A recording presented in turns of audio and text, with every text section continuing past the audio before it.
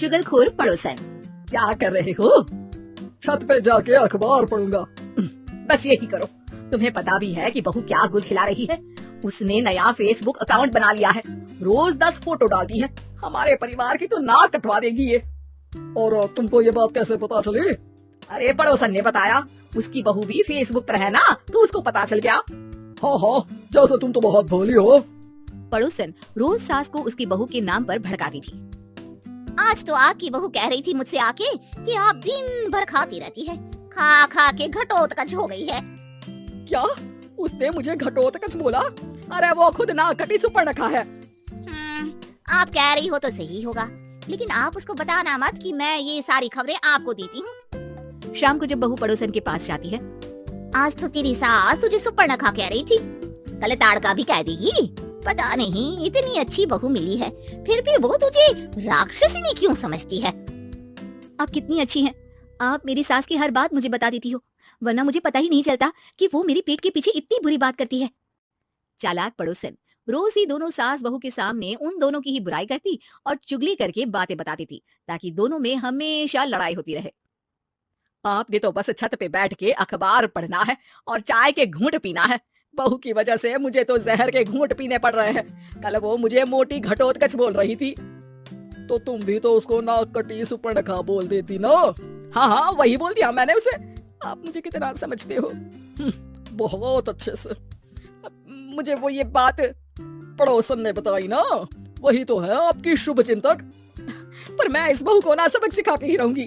जरूर सिखाना चाहिए, पर आज तुम मेरे साथ शाम को छत पे बैठना, एक तरकीब बताऊंगा। बिल्कुल बिल्कुल, कितना ध्यान रखते हो जी आप मेरा। मैं ना सब ध्यान रखता हूँ। शाम को जब सास और ससुर छत पर बैठे होते हैं कि यहाँ खड़ी हो जाओ, यहाँ से ना तुमको पता चल जाएगा कि बहू की अगली चाल क्या है। अच्छा, कैसे? सवाल मत पूछो, जैसा कह रहा हूँ वैसा करो। थोड़ी देर में ही छत पे बहू की आवाज आने लगती है। मेरी सास लायक ही नहीं है, मुझे पता होता तो सास बहू की भी कुंडली मिलवा लेती पहले ही। तेरी सास तो मुझे भी पसंद नहीं है। मेरे पास जब भी आती है तेरी बुराई करती रहती है। कभी सुपर्णखा कहती है, कभी हिडिंबा कह के कामचोर भी बोलती है, और कभी कभी तो चुगलखोर भी बोल देती है।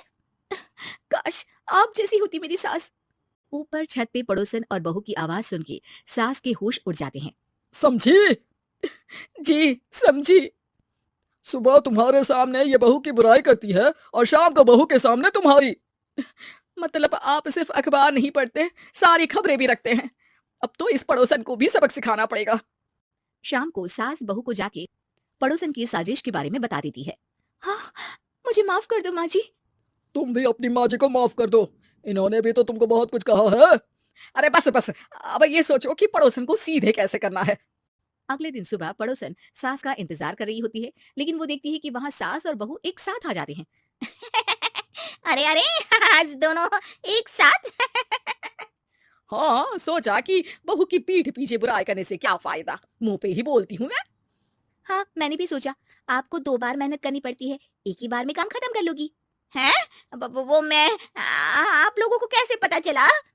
क्योंकि ऊपर वाला सब देख रहा है। पड़ोसन ऊपर देखती है, वहाँ ससुर खड़े होकर हंस रहे होते हैं। मतलब आप हमारी बातें सुन लेते थे? हाँ, सुन लेता था और मजे भी लेता था। आपको तो शक नहीं होना चाहिए। क्या चाल खेली आपने, एकदम सास बहू के सीरियल जैसी। तो बताओ पड़ोसन जी, मेरी बहू ने आपसे अब मेरे बारे में क्या बोला? यही बोला कि सास बहुत अच्छी है, बहुत ध्यान रखती है। अच्छा, और सास ने मेरी क्या बुराई की? नहीं ना की बुराई, हमेशा तारीफ करती है। भगवान सबको ऐसी सास दे। मेरी गलती है जो मैंने आप लोगों में आग लगाने की कोशिश की। पर छत पे लगा हुआ सीसीटीवी यानी कि शर्मा जी सब देख रहे थे। हाँ जी, मुझे माफ कर दीजिए। माफ क्या, आपको तो अब हम साफ ही कर देंगे अपने वालों की लिस्ट से। आज से आपकी और हमारी बात बंद, लेकिन बुराई जारी रहेगी।